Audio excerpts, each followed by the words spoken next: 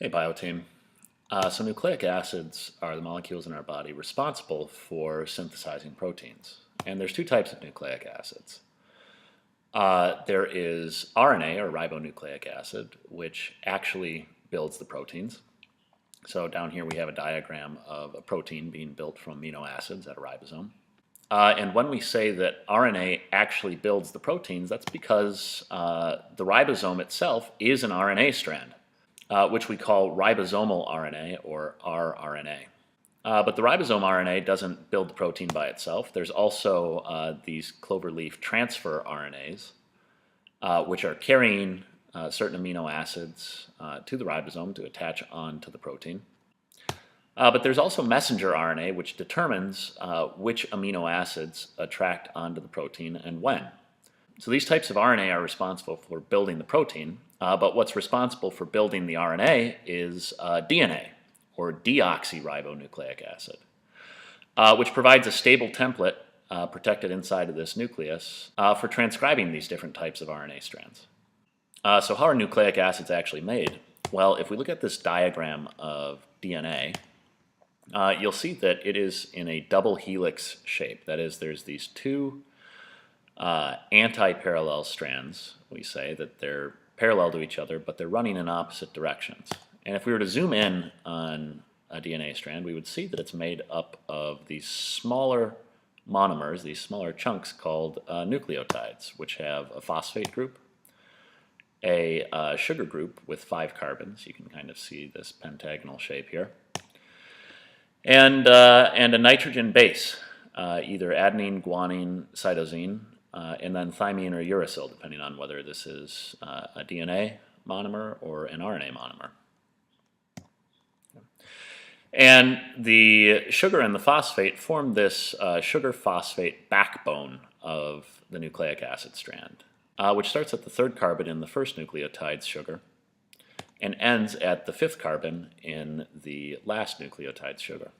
And then these nitrogen bases provide the code or instructions for building proteins or other types of nucleic acids. And when biologists say code, they don't mean in like a written language. They mean in more of like a physical language. Like each of these nitrogen bases has a different shape and a different structure that, when felt in order, can provoke a very specific response. So in this sense, the code is more like Braille than a written language. It's a language that is felt rather than seen.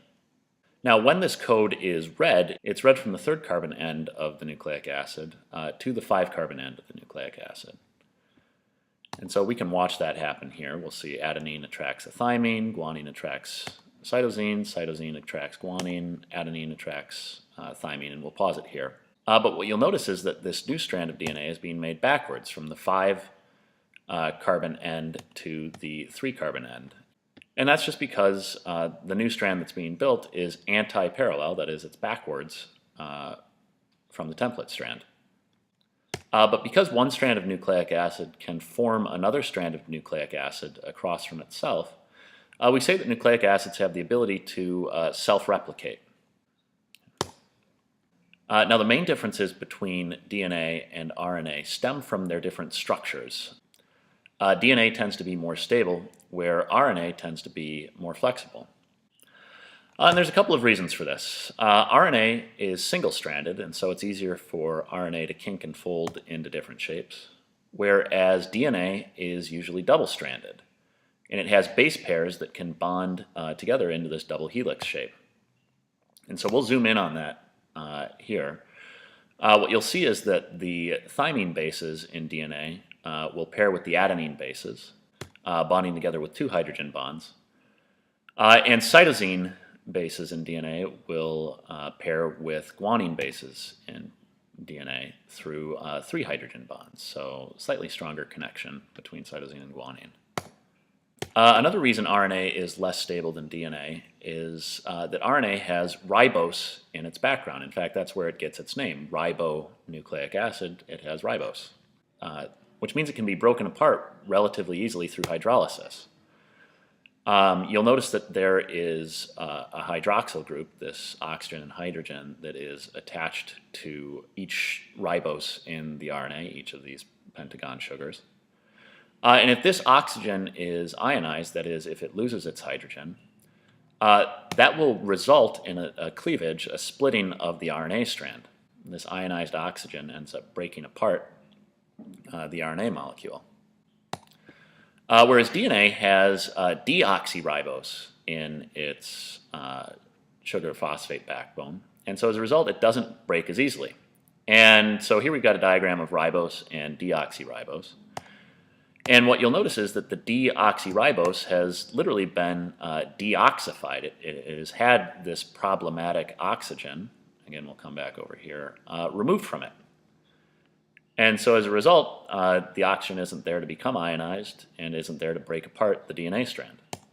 Another reason RNA is less stable is that it has uracil instead of thymine, which makes it difficult for our body to recognize and repair mutations that occur in the RNA. And that's because cytosine in RNA can sometimes just mutate by chance into uracil, and our body has a hard time telling apart a mutated uracil with normal uracil. Whereas DNA has thymine instead of uracil, which makes it easier for our body to recognize mutations when they occur. If a cytosine in DNA were to mutate into a uracil, our body would know that that uracil didn't belong and repair it. And last, DNA is stabilized by histone proteins, which are proteins that the DNA can wrap and fold themselves around into much more stable configurations, into chromosomes. And that's it. At this point, you guys have some practice problems. We'll see you next class period.